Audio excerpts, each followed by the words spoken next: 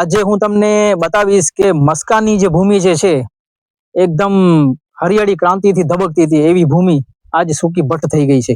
શું કામ થઈ ગઈ છે કે વરસાદની એક અનિયમિતતાને કારણે, કારણ કે વરસાદ પડવા બહુ ઓછા પડ્યા અમારી પાસે, દુકાળ પડ્યા એટલે પાણીના સ્તર જે છે એકદમ નીચે થઈ ગયા.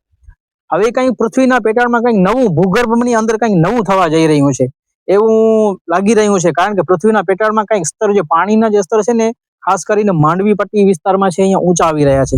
એનો એક જ્વલંત દાખલો તમને મેં હમણાં મારા આગલા વ્લોગમાં તમે બતાવ્યો કે 60 ફૂટ બોરમાં મીઠું પાણી નીકળેલો. તો એક સમયમાં જ અમારી જે ખેતી જે છે, અત્યારે તમે જુઓ આ ખેતી છે એકદમ સૂકી ભઠ્ઠ થઈ ગઈ છે, કાંઈ નથી, ઢેફા જ છે, ચોમાસા આધારિત કપિત ખેતી છે. એક સમયે જે હરીભરી આ ધરતી માતા ખેતી જે હતી, ઈ પાણીને ખામીને કારણે પછી અમે કુવા બંધ કરવા પડ્યા. અને કુવા જે છે, આ કુવા જે છે જૂના કુવા, ઈ કુવામાં છે પાણી સુકાઈ ગયું એકદમ. પાણી તો સુકાઈ ગયું, એટલે સાવ સુકાઈ ગયું, એટલે 60 કે 65 ફૂટ જે ઊંડા કુવા છે એમાં પાણીના તરમાં કઈ પાણી જ ન રહ્યું. હવે કઈ પૃથ્વીના પેટાળમાં આ સીમમાં સિસ્ટમ કઈ નવી સક્રિય થયું ને એવું લાગી રહ્યું છે કે અહીંયા કને 20 ફૂટ ઉપર પર પાણી એટલા ઊંચા છે અત્યારે, ને પાણી પણ મીઠા છે. આ કુવો છે, હવે આની કુવાની અંદર જોઈએ એની અંદર છે ને 15 ફૂટ ઉપર પાણી છે. હવે આપણે 15 ફૂટ પાણી ઉપર જોઈએ કે પાણી કેવો છે. અત્યારે તો એની અંદર જો સુગ્રીઓના માળા ને બધે આ કરી ગયા છે, એના માટે રહેવા માટેનું ઘર થઈ ગયું છે જાણે. ત્યારે મિત્રો આપણે પાણી ભરતા હતા, ડોલ તો અંદર હાલી ગઈ, તૂટી ગયો રસો. હવે આ બીજો બગડો લઈ આવ્યા છે, એમાં ભરીએ પાણી. આ પાણી ભરીએ આની અંદર, જોઈએ કેવો છે. ઓહો મિત્રો, આ તો એકદમ વરસાદ જેવો પાણી છે, એકદમ કેટલો મીઠો છે હે ને. ઓહો, આ તો એવો જોરદાર છે. આ જો વિચાર કરો કે જે 60 ફૂટ ઉપર બોરમાં જે પાણી નીકળ્યું ને ઈશ્વરભાઈના, તો આ તો 15 ફૂટ ઉપર પાણી છે. ખાલી માત્ર 15 પણ નહીં હોય, આ તો મને 10-12 ફૂટ ઉપર પાણી છે ને. કેટલો મીઠો પાણી, કેવો છે પાણી, એકદમ મીઠો.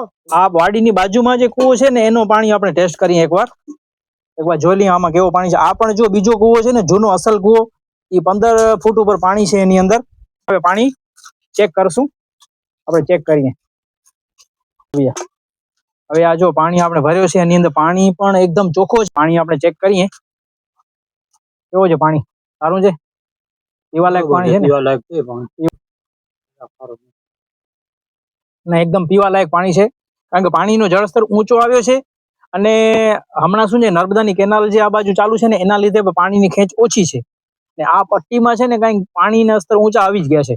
હવે આ કુવામાં તો આ જૂનો અસલ કુવો છે જે આમાં જો બનેલી છે, એમાં પેલા મોટરના બધે મેસીઓ હતા સાધન. આ બધું સફાઈ કરી અહીંયાથી ને કુવાને વળી પાછું સજીવન કરશું તો શું છે કે અહીંયા આપણે કઈક નાનું એવું બગીચું બનાવવું હોય, ફળ ફૂલ કઈક બનાવવા હોય તો બનાવી શકીએ. હવે જો આ પહેલાની જે બધી કુંડીઓ ને હજી પડી છે, આ બધી હજી જૂની પડી છે એની અંદર.